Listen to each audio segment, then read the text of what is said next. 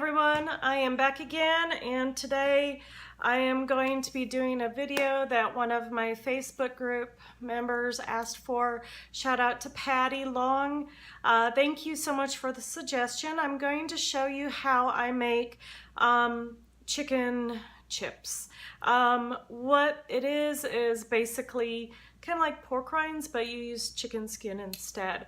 I do that because I can't have pork because I'm allergic to it. So this is just one option that you have that you can do. So I'm going to show you what I do to get the skin, and then I'll show you how I cook it. So to start out, I want to show you that I bought one of these today. And as you can see, it was $6.78, but I got several pounds of chicken thighs.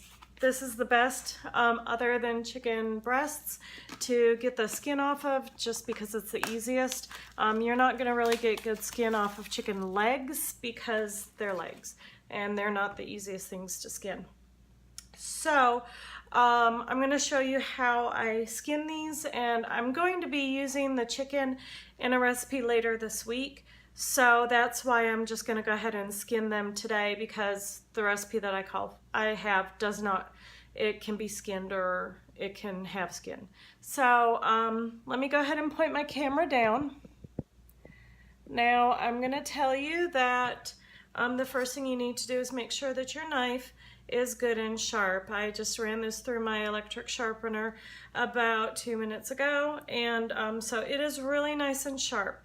And the reason for that is not only did I get these chicken thighs, but I also got a package of leg thigh quarters, $4.33 for 4 leg quarters.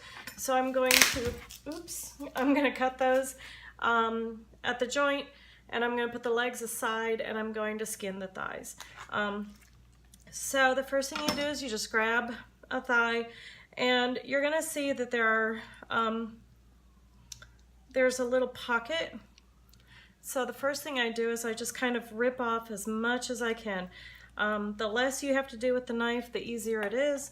So then what you do is you've got this side of the skin is what was underneath, and this side of the skin was what was on top. So really all you have to do is cut down that line right there. And if you get a little meat with it, that's okay. We're not looking for perfection, but there you go. That's it. That's as easy as it is to skin those. Oops, wrong bowl. I have 2 bowls here, a big silver bowl and a small white bowl, and the white bowl is for the chicken skin. So again, all we're going to do is just pull it off as much as we can. And then just cut it on that line. Again, put it in the wrong bowl. So, let me continue showing you. Some of them are easier than others, so that's another thing to remember. And you know, it's one of those you're going to want to get your hands, you're going to realize that your hands are going to get dirty, but in the end it's really worth it because, you know, it's pretty good. And what I'm going to do with these afterwards is I'm just going to go ahead and put them on a parchment paper. I'm going to spice them up, or a parchment lined baking sheet, and then we'll go from there. Now this one, as you can tell, it's a little stuck on the sides, so if you just pull a little bit, it should come off, and then we'll just go ahead and do that. See, I do have a little bit of meat on these, but really honestly, when you cook them, you're not going to notice that. You know what? I need to switch these bowls because I keep throwing the wrong thing in the wrong bowl.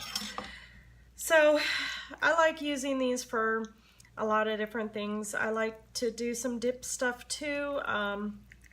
And so, you know, if you are if you're allergic to pork, or you don't eat pork for religious reasons, you don't have to miss out on pork rinds. You can do chicken instead. As far as any other meat is concerned, I really haven't tried any other meats. I don't know if there's really any others that you could do like this. I'm trying to think here, and I'm just not coming up with anything that I can come up with other than this. Maybe turkey. You could do turkey skins as well. You know, any poultry skin is going to work just fine, but usually you don't have skin on beef, and if you did, oof, I don't know. I know some people like tongue and tripe and all that other stuff, and I am just not an adventurous food person. So I don't know if you can hear in the background. I hear some police car sirens going, so if you can hear those, I apologize. I'm not sure what's going on, but it's not uncommon. We live in a very active city, not a bad city, but just there's always a lot going on here. So yeah, part of one day to do that. So we are almost to the end. This is actually the last one, and then I will pause the camera so that you can see. Wow, this is really different. So we'll just do that. Why is it the last one is always the hardest? There we go. Okay.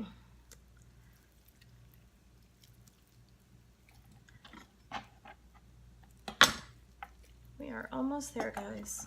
I promise. All right, there we go. There we go. Okay, so let me show you what I've got. In this bowl is all of the skin that I've saved. I don't like that. This is all the skin that I saved, and then this is all the chicken that I skinned, and then I've got 4 legs. I'm going to go ahead and take these legs and just throw them in Ziploc bags and throw them in the freezer. And then I'm going to be saving these for a recipe that I'm going to make later.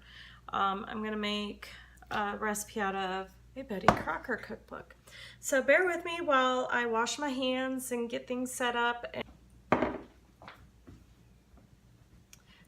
All right, I'm back, and I have my parchment lined baking sheet ready, and I'm gonna go ahead and show you what I do next. So all I'm gonna do is I'm just gonna lay these out one by one and flatten them out as much as possible, and make sure, you know, some of them are gonna be bigger, some of them are gonna be smaller, and we're just gonna go ahead and straighten these out and lay them on here flat. It's really important that they're flat so that they cook. They are going to shrink. They are going to shrink. They are going to be about half this size when we get done. But what we can do is we can also, wow, I really left a lot of meat on that one.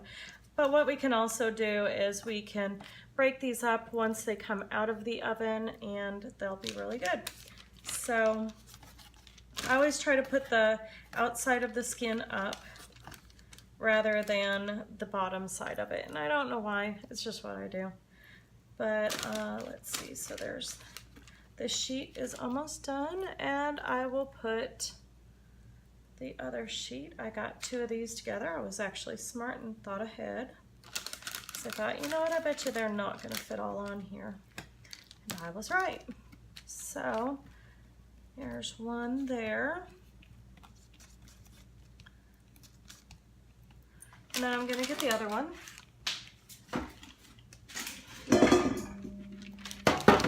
And then we're gonna season them up.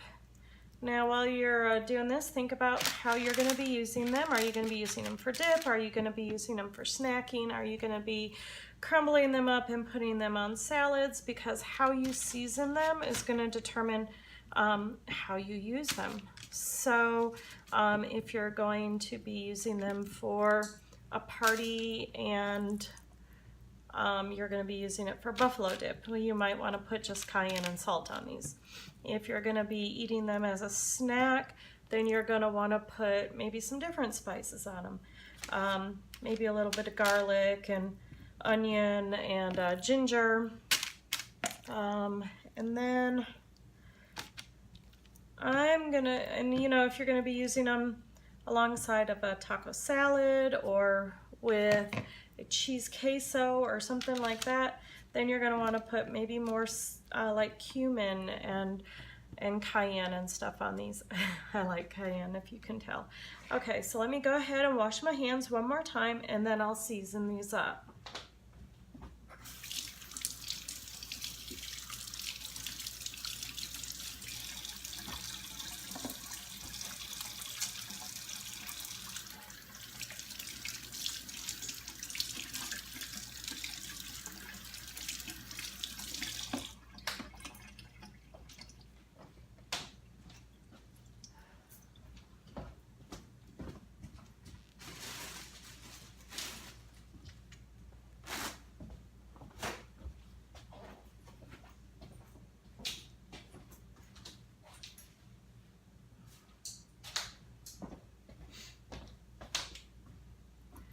All right, I'm back. One of the seasonings I wanted to show you that we won't be using on these, because these are for me, not my husband, is going to be everything but the bagel seasoning. I think we got this at Trader Joe's. We actually haven't tried it yet, but it smells really good. It's got seasoning salt and garlic and onion. So this might be just an easy way to get some seasoning on there, is to just sprinkle it on instead of doing the 25 different things that I'm about to do. So the first thing I'm going to do is start with salt, because you're going to want to salt them up. Now you could just cook them like this, plain, but personally I find that they, I don't know, they tend to have a flavor, and I don't know why I don't like it. So I go ahead and I season these up because I like the way they taste with some spices in it. And again, these spices are all on you, what you want to use. And then, so it's very forgiving. Okay, you can do just about anything with this. And then the next thing I'm going to add is a little bit of cayenne, because again, we like them spicy. Well, I like them spicy. Might let my daughter have this. She's not a big fan of pork rinds, but yeah, if she wants the chicken skin, she can. I mean, honestly, the one thing, this is paprika, by the way. The one thing that we fight about the most in this house is who gets the skin off the whole chicken. We all love that skin. We all fight over it. So, this is kind of a way to get that skin from the chicken without having to bake a whole chicken. And then the last thing I'm going to add is going to be oregano.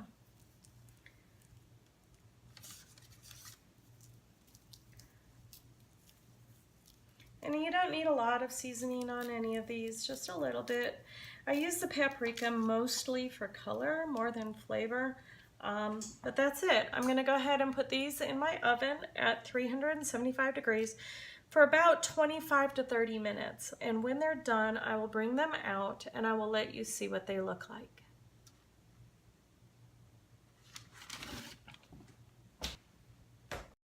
All right, the pork rinds, or the chicken rinds, are done, and I want you to see what